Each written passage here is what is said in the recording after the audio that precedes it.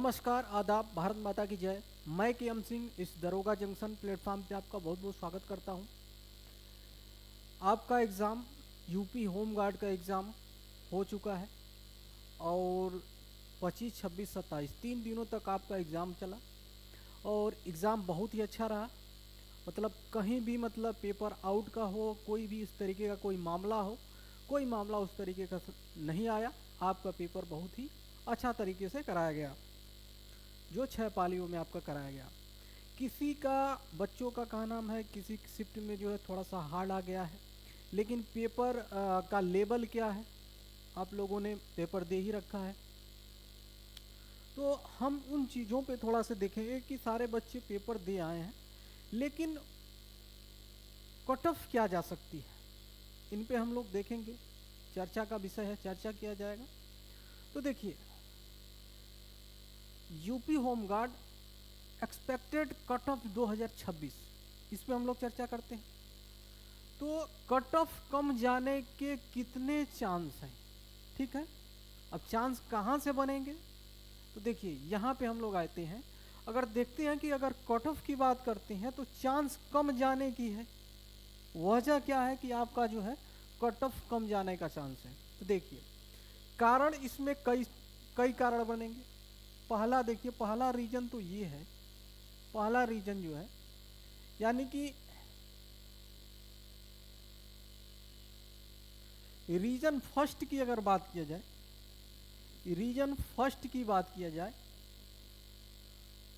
तो पहला रीजन आपका ये है कि ये ऑल इंडिया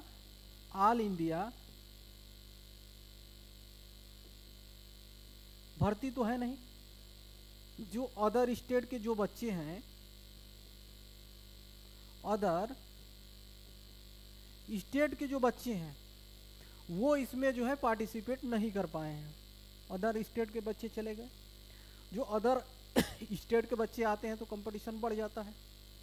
तो पहला कारण तो ये है कि अदर स्टेट के बच्चे इसमें सम्मिलित नहीं हुए। दूसरा कारण हम लोग समझ लेते हैं कि इसमें सेकेंड रीजन क्या है, सेकेंड रीजन क्या है, ठीक है। सेकेंड रीजन क्या है, सेकेंड रीजन ये है कि एक एग्जाम्पल के माध्यम से मैं आपको बता देना चाहता हूं कि जैसे कोई भी आप यूपी का एग्जाम देते हैं, उत्तर प्रदेश पुलिस ले लीजिए, यूपी एसआई ले लीजिए या यूपी पुलिस ले लीजिए, ठीक है।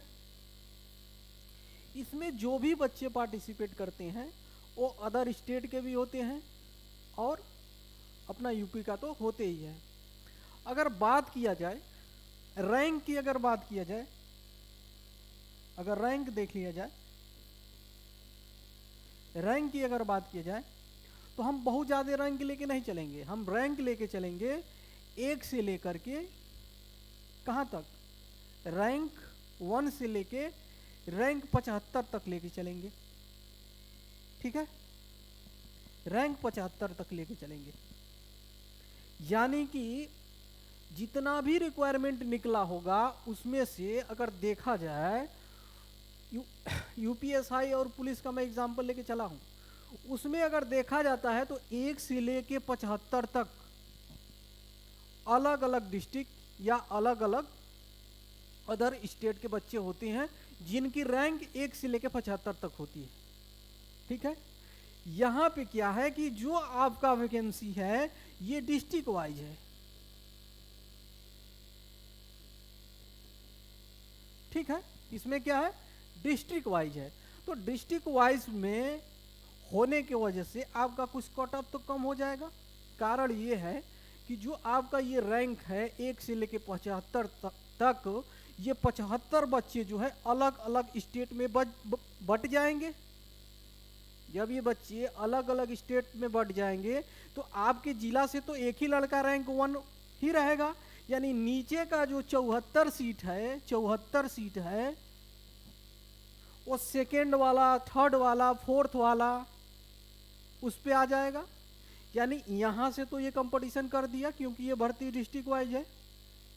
जो मैं कहना चाहता हूं शायद आप समझ रहे होंगे, ठीक है। तो 2 कारण यहां पे हो गया। तीसरा कारण ये है, तीसरा कारण अगर देखा जाए, तीसरा कारण देखिए, थर्ड रीजन की अगर बात किया जाए कि थर्ड रीजन क्या है, तो आपका जो पेपर है ये हार्ड है। पेपर आपका क्या आया, हार्ड आ गया। जब पेपर हार्ड आ गया तो कट ऑफ कम जाएगा, कट ऑफ कम जाएगा।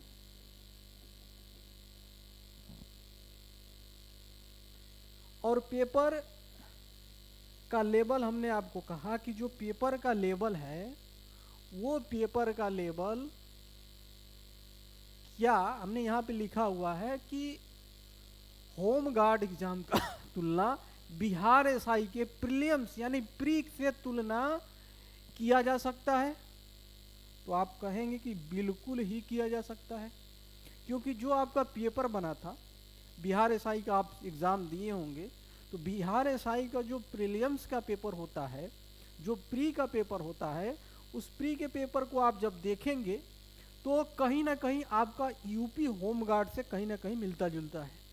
लेकिन बिहार एसआई में रिक्वायरमेंट कितना आता है, वैकेंसी कभी अभी 1700 कुछ आया था, 1757 के आसपास था, 2100 इसके पिछला जो है 2100 के आसपास मान लीजिए, 95 80 मान लेता हूँ। इसके पहले, उसके पहले जो है 2200 कुछ आया था, 2200 समथिंग मान लीजिए कुछ आया था। तो ये वैकेंसी रहती है बिहार एसआई का, जिसमें से 20 गुना बच्चों को लेना होता है, जिसमें से 20 गुना बच्चों को लेना होता है।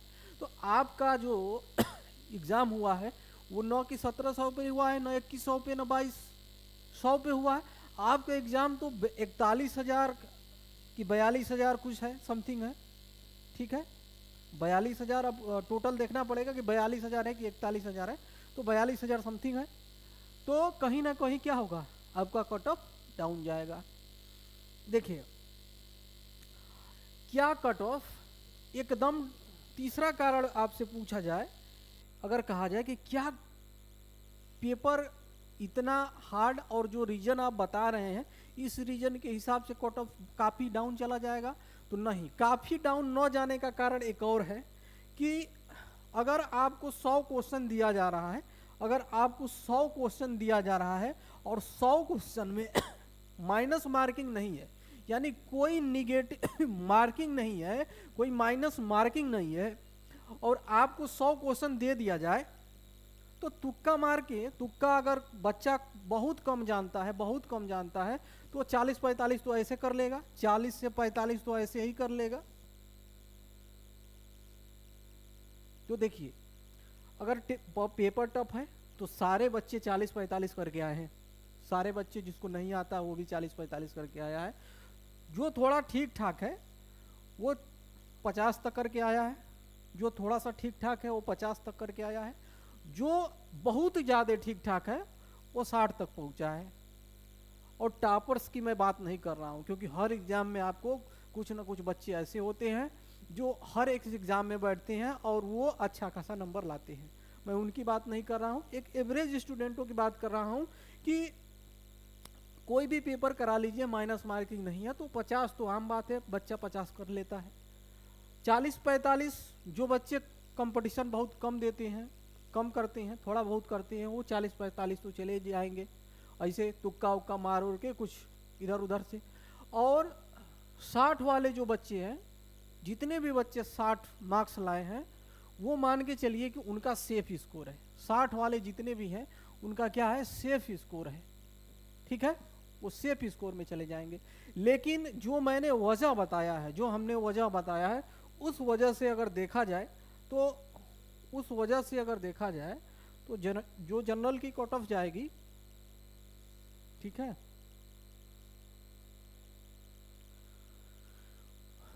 मेल और फीमेल, ठीक है, अगर कट ऑफ की बात कर लिया जाए कि कितना जा सकता है, कट ऑफ कितना जा सकता है, तो देखिए जनरल की बात किया जाए तो 60 प्लस ही रहेगा, जनरल क्या होगा, 60 प्लस ही रहेगा।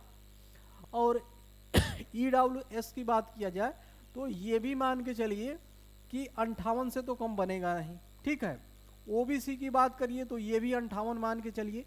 एससी की बात किया जाए, एससी की बात किया जाए तो ये मान के चलिए कि 53 के आसपास इनका बन जाना चाहिए। और ये 45 प्लस, ये जो है एसटी के लिए 45 प्लस होना चाहिए। फीमेल की अगर बात कर लिया जाए तो फीमेल का जो है 56, ईडब्ल्यूएस का आपका हो जाएगा 54 या 53, ठीक है। ओबीसी का भी 53-54 के आसपास होगा।